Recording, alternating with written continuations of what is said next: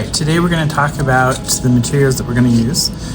We're going to be using foam core. If you look at the foam core is a sheet of paper on one side, another sheet on the other side, and then in the middle you can see there's a layer of foam in between, and that's what makes this stiff.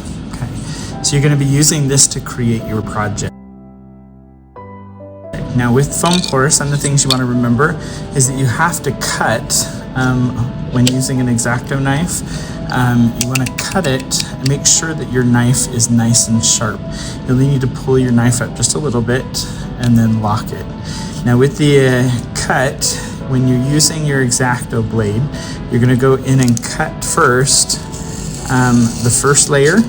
So you go through and you do one, and then you're going to go back in and cut again to get this second layer of paper and that foam core, and that will create a nice clean cut on your edge.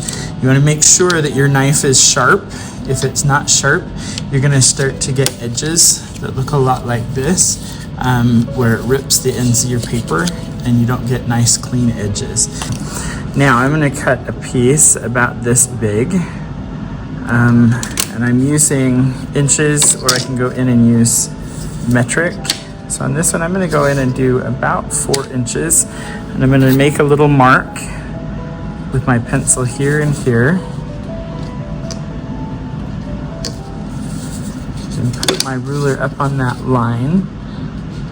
Make sure that you're cutting on a cutting mat so that it doesn't cut the table when you go through, because you're going to be pushing your knife fairly hard. So I'm going to go in, whoops, cut that right up against that metal edge of the ruler. And the first thing that I want to look at is creating a slits and slots. Slits and slots is when I want to take and create little slits in the edge so that I can slide them together, and that can create a piece that will stand. Maybe I want to create a part and connect it together. I might go in and put that in, and then it creates a stand so that it stands up. So I'm going to cut off a piece of that, and then I want to take a piece here. It's this one here. I just want to cut a small slit here, and then I want it smaller than what the foam core is, because I want it to kind of have a tight fit.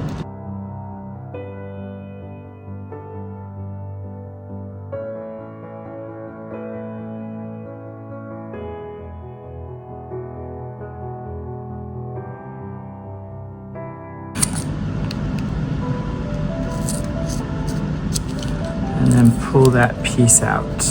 Okay. So I've got a slit that I can attach pieces to, and sometimes you might have to put a little glue if it's a little tight. Even though I cut that tight, it's not as tight as I would like it to be. Let me show you an edge trick. If I had 2 pieces that I want to put together to create a corner, I can take those 2 pieces and put them together here and glue them. You can see that isn't always the prettiest edge. So another thing that you can do is take your edge and cut it at a 45-degree angle. Not a 45, a 90-degree. Yeah, 45-degree. And so then I've made that mark, and I'm going to point towards that edge, and that cuts that down. I can take the other side, do the same thing. A little bit cleaner cut edge to your piece that you're looking at, so you can glue those 2 together and it gets you a nicer little bit of an angle. Now you can see I have a strip right here that I want to turn into a rounded piece. If I go through and I cut little slits, I can then round that out and then glue that end together, and that gives me a round edge. To do that, You can see I've also got one here. If I wanted it to be rounded on both sides, I could cut one side and then cut the other side of slits. To do that, I'm going to take this here. I'm going to use the centimeter ruler, and I'm just going to go in and make little marks on 1 centimeter each so that I can keep those nice and consistent. And of course I can go smaller. I found that if you get too small in your slits, then the piece gets really weak and wobbly. So I'm going to do about there. Take my ruler and put it on that mark and try to keep that as even as possible. And I'm not going to cut all the way through, just through that top layer so that I break into the foam and cut that first layer of paper. So I've gone all the way through on that last one. Okay, so I have that piece, and then I just go through and break the foam on the other side. And creates a pattern, but it also creates a more rounded edge. And then if I wanted to, I can go in and cut out a circle that I want to glue to the top. So I can take the stencil about the size of, that's a little bigger, perfect.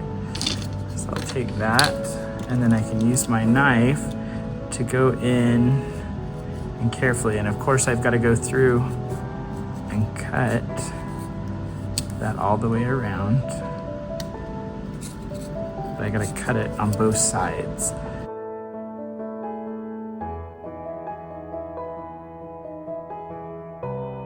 You can glue that on top. That creates the cylinder there. So you can see that with the circles, I could use it to stencil, but those are only specific sizes. If you needed something a little bigger, you can use a compass, which is this tool right here. You just figure out the size of the circle that you're looking at, put this in the center. So say I wanted it to be, that's about half of the size of the circle. Just gotta make sure that I have enough room. So I've gotta,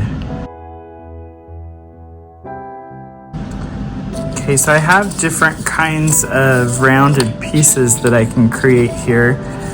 You can see here's with the skinnier slots, here's with the thicker slots, and here I've got the nice and round. You can also go a different length. Those are all kind of short.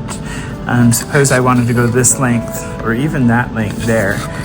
These I'm going to do 1/2 inch on each.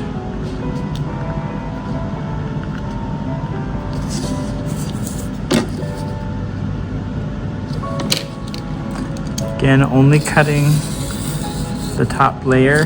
Use a ruler so that you get nice straight lines.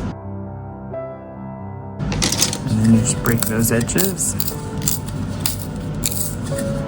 And that will give you a rounded, and you can see not only does it create cylinders, but you can also create some kind of bridge or some type of tighter column, and sometimes you have to kind of push those a little harder to break and get that other piece folded to get that part.